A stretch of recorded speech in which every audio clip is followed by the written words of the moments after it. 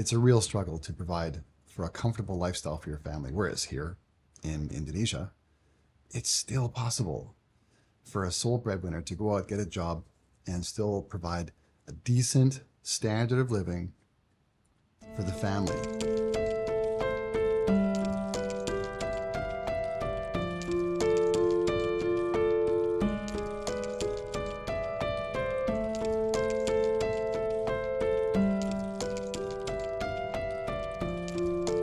Number one is religion. Indonesians get religion way better than Canadians do. In fact, I'm not even sure if Canadians get religion anymore. I think I read a poll a while ago where the most common answer to the question, "Are you religious?" for Canadians was no. Or "What's your religion?" The answer that was most common was no religion. And we're talking like 40+%. I could be wrong, but people here, they get religion and they're devoted to it. And that's important because it keeps people from going crazy, in my opinion. And to me, Islam is by far the best way to go. I've looked at the other religions too, and Islam makes the most sense. It's the most reasonable. It's the most complete. That's just my opinion. And then I came to that conclusion a long time ago.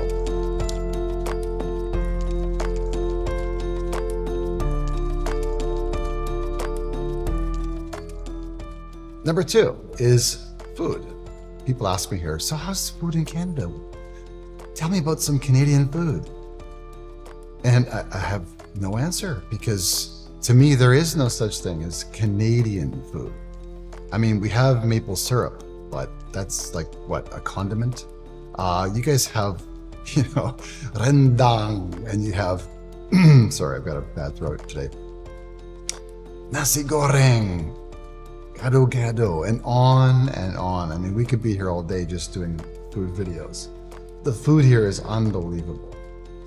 When I first got to Indonesia, my first night staying here, my wife's family prepared for me this big bowl of rendang, and it was the most amazing food I'd ever eaten at that point in my life. And I was already in my 40s.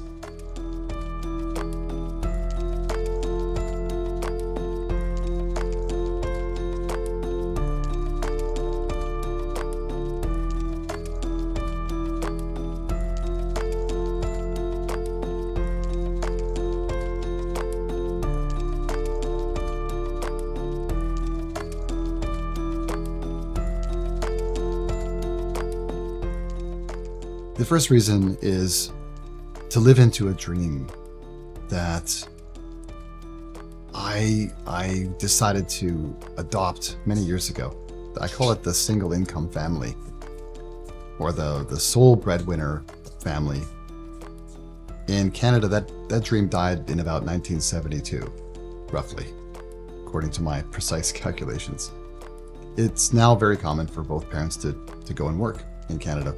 Both mom and dad, kids, everybody's involved in some kind of activity. So the mom works full-time, the dad works full-time.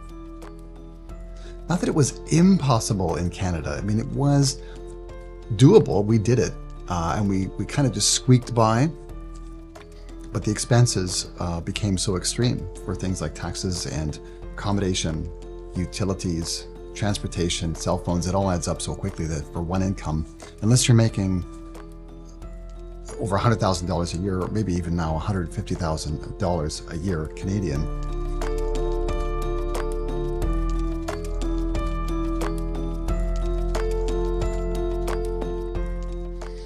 and I just never agreed with that situation. I never thought that was an ideal setup.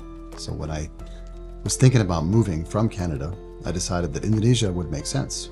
My wife was from there to begin with, and it just seemed possible that I could go there and have an income as a man that would be enough to support my family in a comfortable way. And thanks to God, that actually has been possible.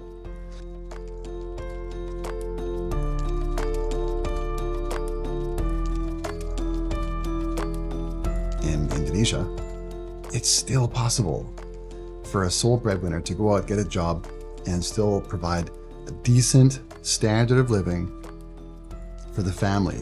And I hope that's going to continue for a long time to come. I mean, I want to stay here. I want my kids to be raised here. I want them to grow up in this country, and I want them to have an opportunity as well. They're both boys, you know what I mean? They're both boys. And I want them to get married and support families. And I want their wives to have a choice, you know, to work or not. If they don't work, it's fine. If they do, it's fine. But they don't have to go. I think that's the key for me. Is the situation is the man is obligated to go and work and earn an income, but the woman is not. So the woman can work, okay, fine. But if she wants to stay home, I really think that it's great if she has that choice to be able to stay home. And I think the Indonesian culture supports that dream, that idea. Whereas in the West, in Canada, that dream died, and I don't think it's ever coming back.